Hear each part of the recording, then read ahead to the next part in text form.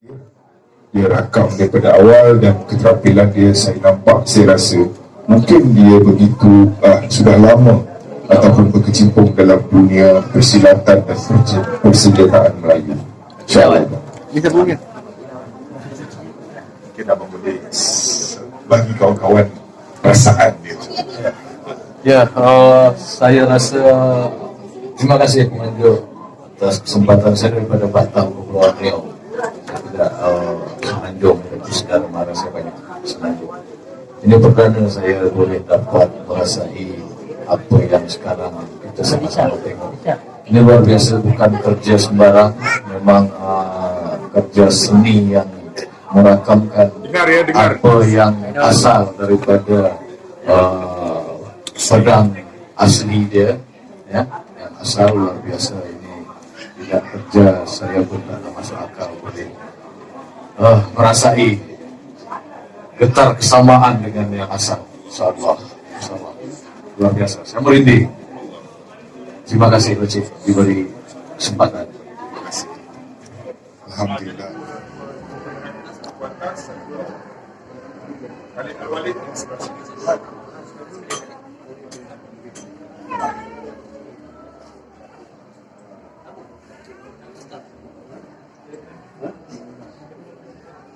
Jangan saya minta izin, ya. Kalau nak pegang, bagi tahu saya uruskan, saya aturkan sebab saya tahu masing-masing nak rasa, kan. Kalau nak pegang tentang tipe saya, minta izin, saya izinkan pegang, insyaAllah. Sama-sama. Salam.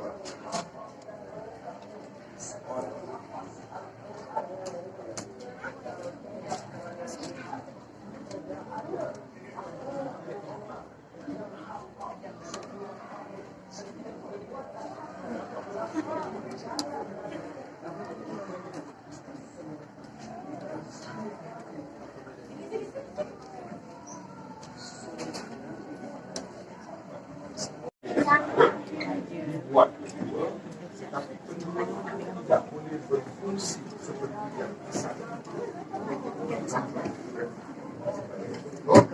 Kereta yang besar sebenar-benar dijadikan lagi satu kereta, walaupun dia sama, tapi kereta yang baru dijadikan itu dia tidak boleh berfungsi seperti kereta asal. Itulah di mana replika. Tapi ini bukan pedang replika, ini pedang yang sebenar.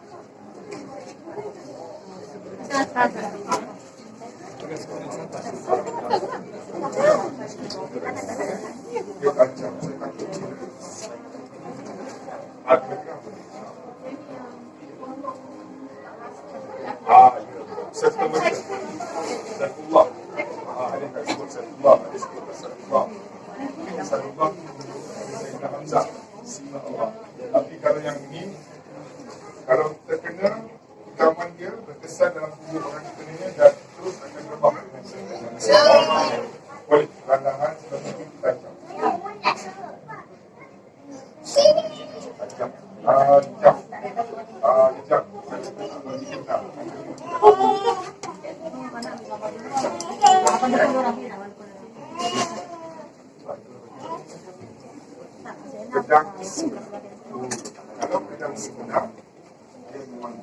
Itu sahaja tuan-tuan, bagi yang ada, bukti yang ada, yang menunjukkan pada dunia hari ini memang betul wujud kekhalifahan yang terdiri daripada Umar, Ali, Usman, Abu Bakar dan lain-lain. Kalau benda ini mereka dapat, akan dihapuskan dan akan dilenyapkan bagi melenyapkan semua tentang kewujudan khalifah-khalifah ini. Maka apa pihak Turki buat? Mereka menyalin semula, mereka bina semula, tengok yang asli. Tuan-tuan kena Turki, tidak boleh masuk begini rupa. Bahkan cermin mata tuan-tuan juga diperiksa. Sekarang kamera sudah boleh selit dekat cermin mata, kamera boleh selit dekat phone, dekat puntang, dekat pen, akan disemak. Semua barang tuan-tuan akan dimasukkan dalam bilik khas. Tuan-tuan cuma ada satu kunci dan hanya ada mata untuk merakam apa yang tuan-tuan tengok. Itu yang asli. Jadi pihak Turki telah membina sebab terlalu banyak permintaan orang nak pinjam dan sebagainya, mereka memang tidak boleh menolak, tuan-tuan. Sebagai contoh, kami sendiri telah berhubung dengan pihak Turki untuk minta keluarkan daripada muzium. Takbir! Sama. Tak boleh dibawa masuk. Sebab itu saja sakibaki bukti wujudnya khalifah-khalifah yang disebut dalam Al-Quran. Kalau didapat, dia akan musnahkan. Hari ini pun tuan tengok macam mana Al-Quran kita diperlakukan oleh mereka. Ya? Jadi apa yang Turki buat, dia salin sama, tidak ada 1 gram 1 inci yang dikurangkan, ditimpa mengikut riwayat yang dikabarkan dari segi panjang, berat, lebar dan sebagainya.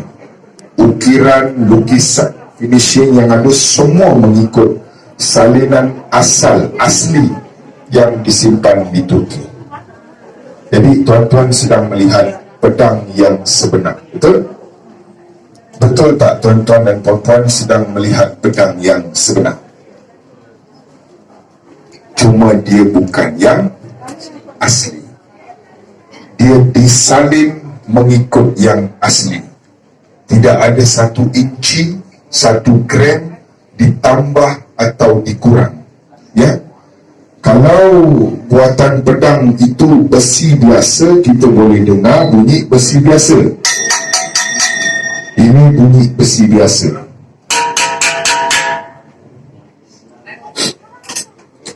Tetapi ini bukan bunyi besi biasa.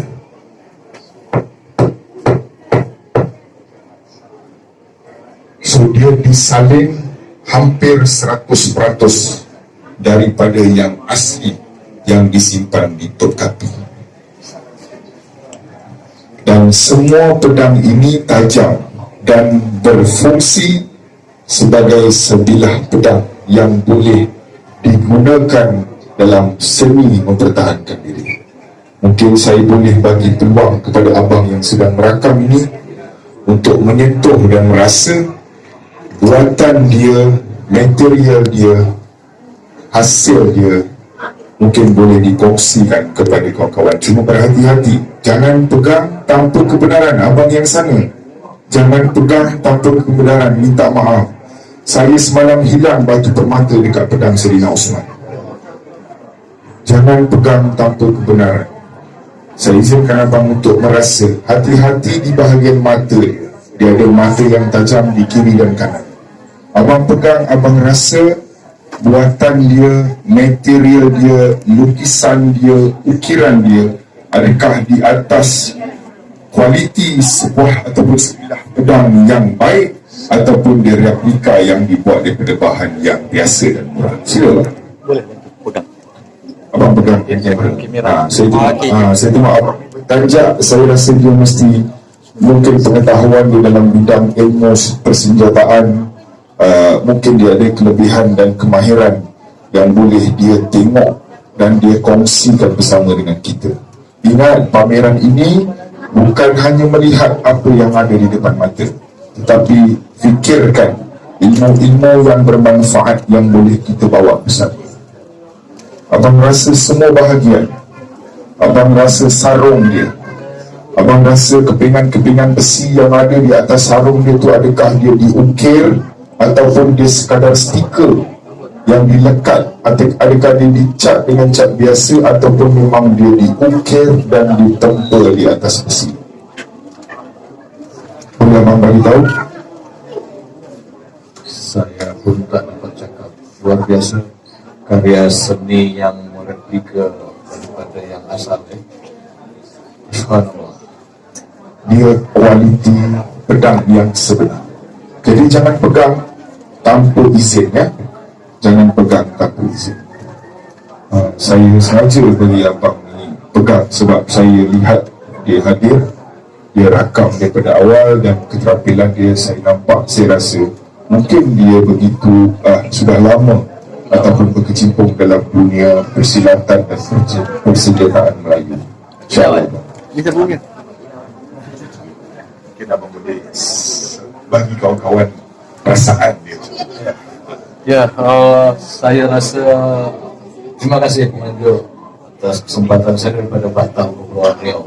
Saya tidak semenanjung, tapi segala marah saya banyak semenanjung. Ini perdana saya boleh dapat merasai apa yang sekarang kita sama-sama tengok.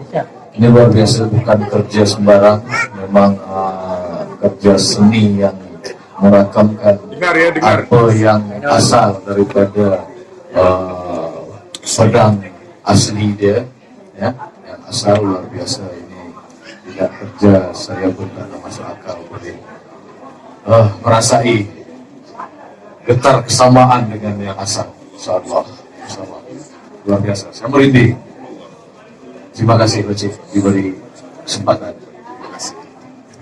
Alhamdulillah, terima kasih abang mewakili membantu saya untuk memberikan penerangan. Okey, abang sahabat siapa nama bang? Saya Tarmizi bang. Tarmizi. Untuk makluman saya tambah sikit. Pihak Turki ni, abang Tarmizi ni saya nampak dia macam dalam bidang yang lebih kurang sama ilmu persilatan dan sebagainya. Contoh, nak bagi tahu, masa Turki dia salin pedang ini, ada kepakaran daripada rakyat daripada tanah Melayu dari Indonesia. Ingat, di Indonesia juga mempunyai ramai, bahkan jutaan tukang-tukang dan tukang mahir, baik yang tukang kayu, baik yang tukang besi. Betul. Dan sebagainya. Ya, jadi jangan hanya lihat pedang, lihat juga di sebalik ilmu yang kita dapat di sebalik pedang yang dipamerkan. Okey, abang yang tudung putih itu sedang melihat pedang Saidina Usman ibni Affan. Abang yang memakai topi putih, yang ada cermin mata tu. Okey, di depan abang itu adalah pedang Saidina Usman. Apa jasa Saidina Usman kepada kita sampai hari ini? Apa jasa Saidina Usman sampai hari ini kepada sama para sahabat? Dia ketua dalam kumpulan salinan itu. Quran ni bukan satu orang salin, ramai salin sahabat-sahabat Nabi. Bila Nabi dapat wahyu, terus Nabi suruh sahabat tulis. Dapat wahyu, terus Nabi suruh sahabat tulis. Jadi Saidina Usman ni lah yang buat tandaan, yang memformalizekan, yang buat macam kalau kerja dia ada ISO kan, contoh gitulah saya bagi perumpamaan. Dia selaraskan tanda dan sebagainya, sampailah daripada juzuk 1 sampai 30 dan sampai kepada kita hari ini. Itu antara yang jasa yang paling siapa tadi cakap Allahu Akbar. Bila kita mendengar yang hebat, kita mendengar yang tajuk, kita terus sebut nama dia. Sampai dah perasaan pameran ini pada tuan. Bila saya sebut cucu Rasulullah, cicit Rasulullah, Allahu Akbar disebut. Bila saya kata Ja'far itu besar, Ali itu besar, Allahu Akbar ada yang menyambut. Bila tengok cantik, saya cerita benda yang agak takjub, Subhanallah, Masya Allah, dia akan berbalik kepada yang Maha Pencipta, kepada Sayyidina Husain, Ali Zainal Abidin.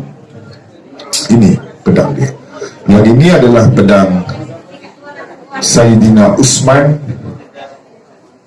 ibni Affan radhiyallahu. Yang ini pedang siapa? Sayyidina Abu Bakar As-Siddiq. Sebelahnya ialah pedang singa padang pasir. Siapa singa padang pasir? Umar ibn Khattab.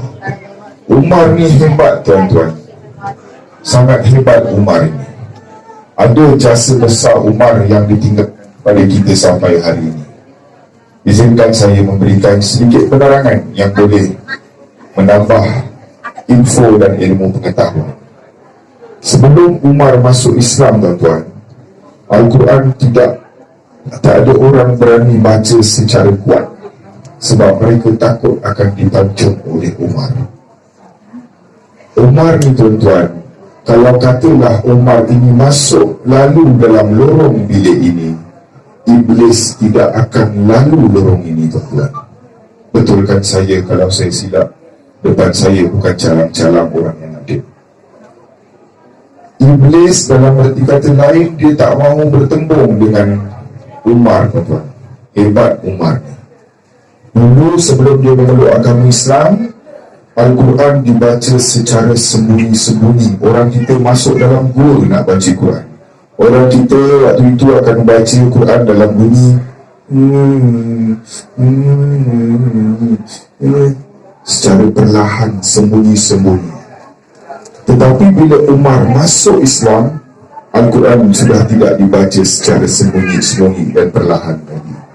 Sebab itu kita dapat muat sampai hari ini pertandingan musabakah Al-Quran.